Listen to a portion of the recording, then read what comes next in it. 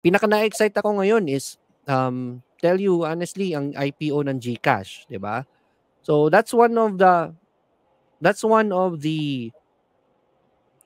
things that's inviting me to put my money into the Philippine Stock Exchange, especially sa mga blue chips.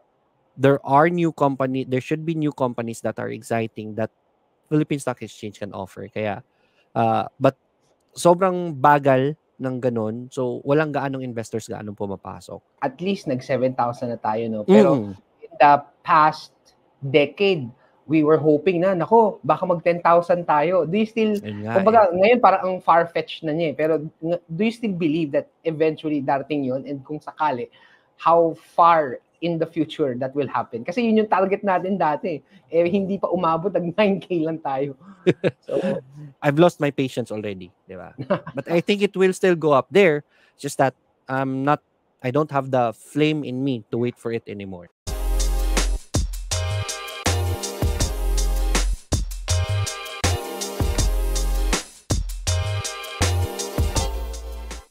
mag-zoom in tayo at least sa mga stocks, particularly mga blue chip stocks. So, what's your take on Jollibee, Ali, AC, SMPH, and P Gold?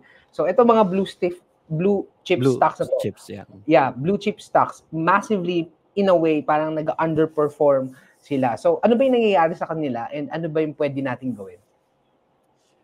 Underperforming in terms of prices projection, di ba? Yun yung pinoproject natin because this is their performance. Dapat ito yung presyo ng stocks na nila ngayon, but they're not hitting it, di ba?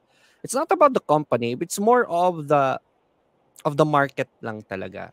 Historically kasi yung Philippine Stock Exchange, it's not the Filipino investors that's making the prices go up. It's the foreign investors that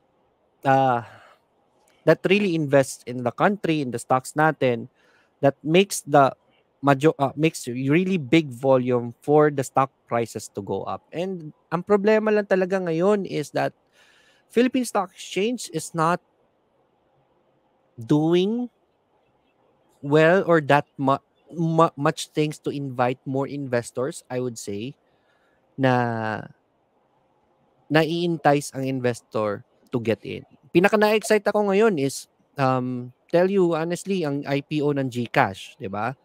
So that's one of the things that's inviting me to put my money into the Philippine Stock Exchange, especially sa mga blue chips. There should be new companies that are exciting that Philippine Stock Exchange can offer. Kaya but sobrang bagal ng ganun. So walang gaanong investors gaanong pumapasok. The companies are doing well, I would say. It's just that kulang lang talaga ng investors ng Philippine Stock Exchange. Kulang ang pumapasok, wala pang gaanong mga events or anything that will invite an ordinary Filipino to get into or put their money into the Philippine Stock Exchange for the prices to go up. In fact, mas marami pang ang Pilipino ngayon ang pumapasok sa crypto, pumapasok sa forex kaysa sa Philippine Stock Exchange. That's the reason why the blue chips are not doing that well. So they're underperforming. Yeah. Yun yung ano rin na wala rin kasi masyadong activity happening at least True. Big change in the economy.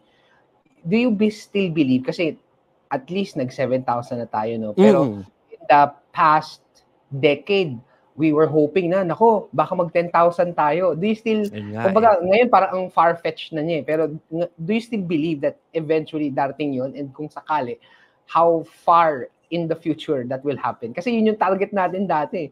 Eh, hindi pa umabot, nag 9K lang tayo. So,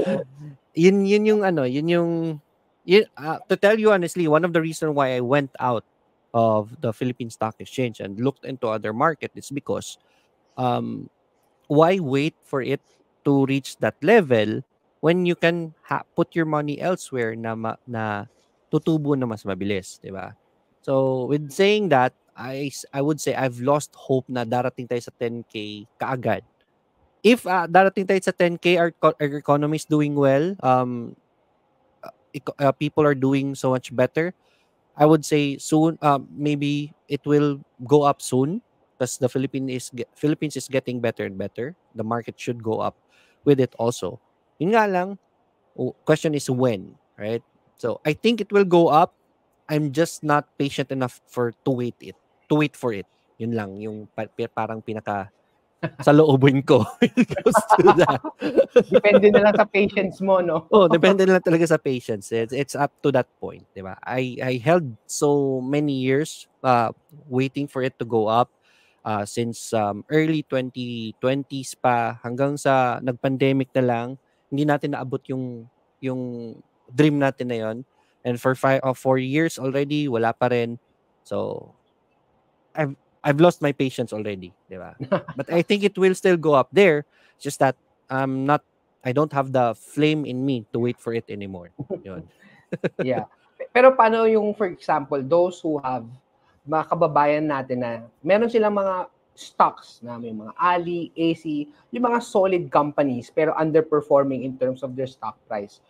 Ano yung possible recommendation mo? Is it hold pa rin kasi fundamentally sound naman kahit yung presyo hindi pumapalo, or wala, benta na to tapos balik na lang kung sakali mag-breakout? I would recommend this, ibenta nyo muna and then buy REITs instead. Dividend stocks na lang.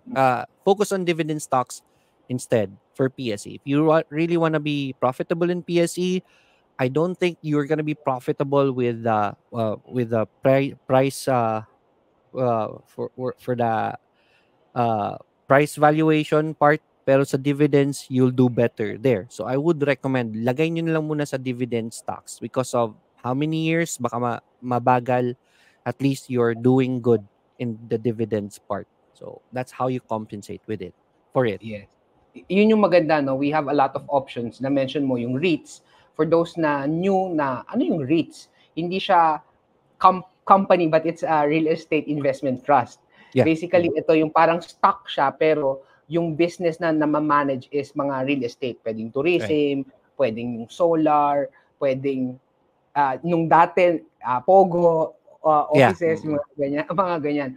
So na-mention mo maganda rin na at least they can also consider yung mga dividends, like they can do preferred stocks, yeah. And yung preferred stocks na yun, instead na 20% tax, 10% lang. So it's an option that they can consider. So yeah, when we talk about mga dividend stocks, iba-iba kasing preference. Pero for you, what's a good percentage ng dividend? Like ako kasi normally 5% is good pero okay ka ba sa 3% lang, 4% lang, or baka higher, dapat 7%? Ano yung normally na mas nagli-lean ka in terms of percentage ng dividend na okay for you? Yeah, 5 to 6% annual is the sweet spot talaga to go into dividends. Kasi why do I say 5 to 6% is a sweet spot for dividend stocks? Right? Yung mentality kasi natin na let's say for example, you have a condominium, pinaparenta mo. Let's say for example, one bedroom can rent for around 30,000 to 40,000 pesos a month, diba? So in a year, that will give you maybe around 400,000 pesos na passive income. The biggest question is, are you okay with the 400,000 passive income already sa condominium mo? Usually the answer is yes. The mentality is already there na, okay na yan na passive income, 40,000 pesos a month. Ang laki na yan, di ba? So, if ever you do the math, the question is, what percentage of your capital is 40,000 pesos a month? Usually, sa yung one bedroom na ranging around 8 to 10 million pesos ang gastos mo dyan. So, that just plays around 2 to 3% annually. Di ba? So, if you say that is already good passive income for you, yung 2 to 3%, what more with 5%? That's already a very good, para ka nang nagparenta ng condominium pa rin yan, di ba? So that's already a good return for me. Passive income yan, yung condominium, magmamanage ka pa and everything, and maintenance. Yun, passive income na yung dividend. So 5 to 6% is already very good for me when it comes to dividends.